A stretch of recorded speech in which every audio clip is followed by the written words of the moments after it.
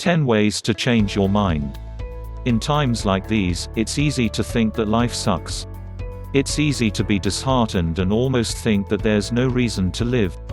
But what can do to pull ourselves back up?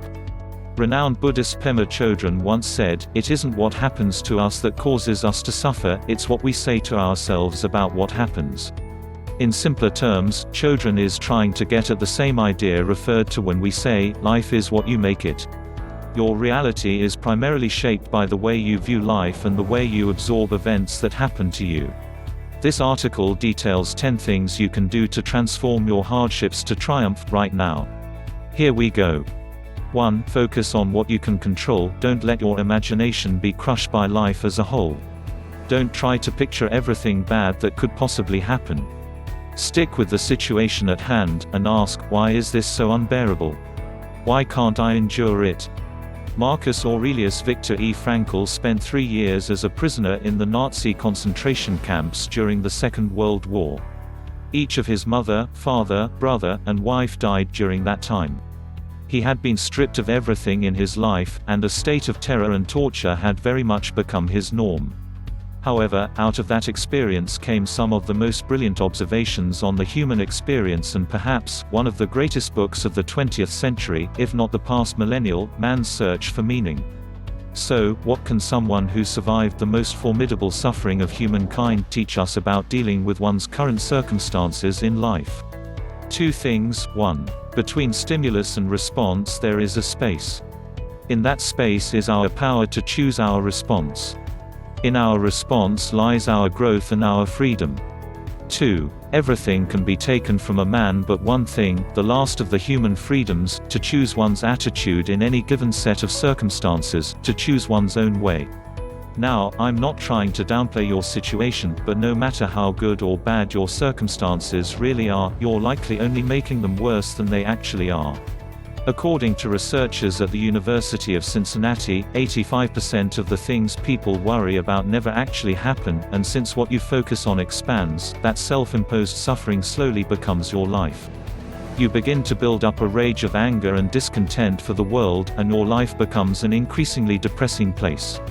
Thus, you must be wary of what goes on in the space between your ears. You must be objective about the circumstances at hand and focus only on that which you can control. Former football coach, Lou Holtz agrees, life is 10% what happens to you and 90% how you respond to it, he said. Similarly, Hugh Downs once said, a happy person is not a person in a certain set of circumstances, but rather a person with a certain set of attitudes. Frankl's story and teachings are proof. Your circumstances, in fact, mean very little in the grand scheme of things. We must learn to congruently and harmoniously, regardless of our current lot in life. We must learn to find meaning, and thus happiness, even if we are consigned to a concentration camp. Which takes us to the next point. 2. Never forget your why. He who has a why to live for can bear almost any how. Friedrich Nietzsche again, in his book, Man's Search for Meaning, Frankl said a striking difference between those who died in the camps and those who survived was often simply a matter of will. The people that survived had often found a reason to live and continued to maintain hope and faith for a better future, while the others had lost the will to live and were consequently overcome by illness and died. And interestingly, the Bible says the same, without vision, people perish, it states. You need something to live for. You need a vision in which you are exerting conscious and daily effort. And no, it doesn't really matter what it is as long as it gives your meaning life. For Frankl, it was the image of seeing his wife again. For another in the camp, it was his drive to finish a series of books he had half written. For me, it was and continues to be my dream of traveling the world. Of course, it's totally okay if you don't know exactly what your why is right now. Having more money, more joy, or more transformational experiences in life are completely fine goals that will push you in the right direction. As you begin taking daily steps towards the destination you can see in your mind and heart, your vision and imagination will both expand and become increasingly clearer. The next point will help also. 3. Keep a daily journal. I don't journal to be productive. I don't do it to find great ideas or to put down prose I can later publish. The pages aren't intended for anyone but me. It's the most cost-effective therapy I've ever found. Tim Ferriss, author and speaker Darren Hardy, pioneered the idea of bookending your day. In essence, it means you have evening and morning routines that keep your life together no matter what the rest of the day troughs at you. And one of the most powerful things you can do in your morning and evening routines is keeping a journal.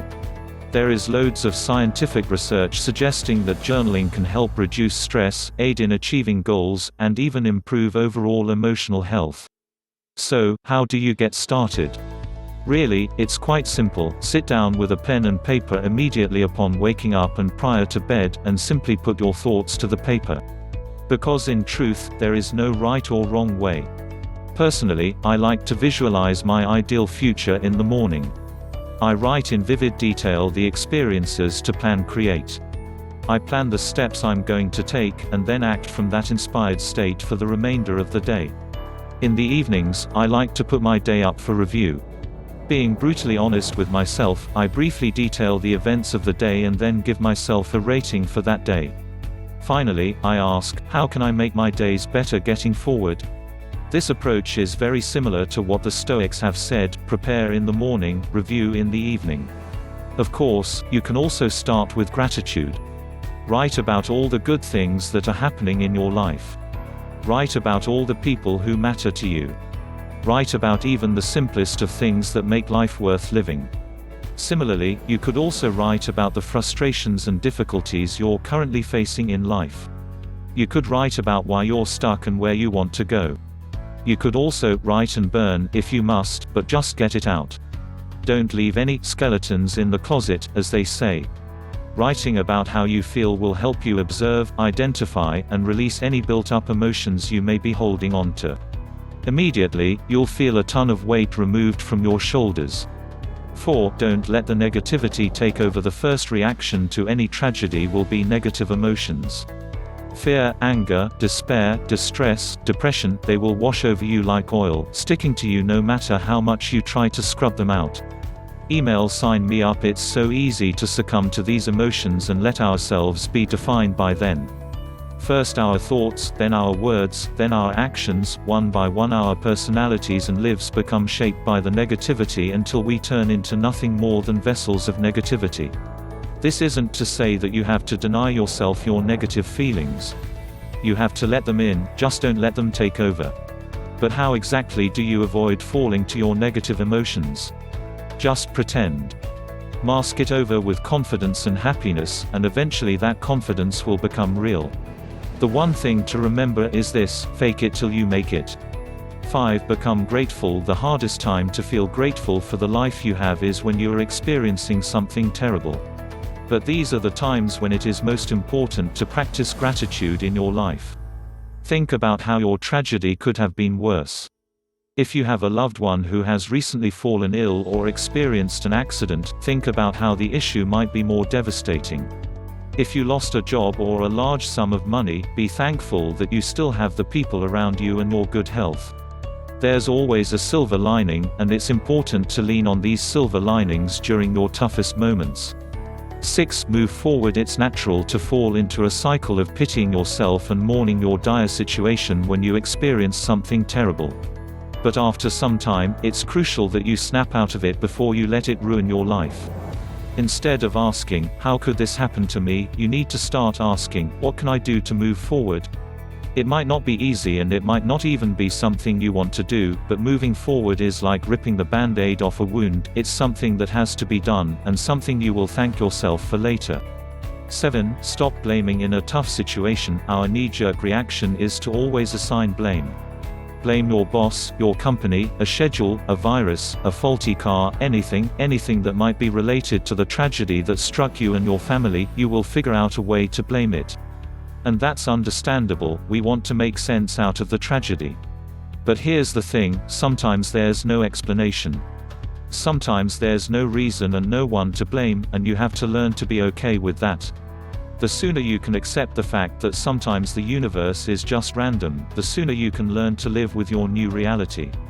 8. Remember that everything is only temporary. Being trapped is just a position, not a fate. You get out of it by addressing and eliminating each part of that position through small, deliberate action, not by trying, and failing, to push it away with superhuman strength. Ryan Holiday. Wherever you are in life right now, it too shall pass. However, it's not a matter of wishing and hoping for everything to be perfect by tomorrow. Instead, it's about taking small steps in the right direction, today, tomorrow, and the next day. As Darren Hardy has said, small, seemingly insignificant steps completed consistently over time will create a radical difference. Indeed, your life could look and feel pretty average right now. However, in a matter of months, you may just look back and be embarrassed by who you are now. Your external world may more closely match your internal reality. Your life very well could resemble your wildest dreams. However, remember, it will be entirely up to you. 9. Stand up. You know the famous line, every time you fall down, you have to stand back up. As long as you always stand back up one more time than you fall down, then you are going to be fine. No matter how tough it might be, you have to be tougher. It doesn't have to be an immediate response, it's okay to have a period to grieve, but as long as it's a response you make eventually, then you can conquer anything life throws at you.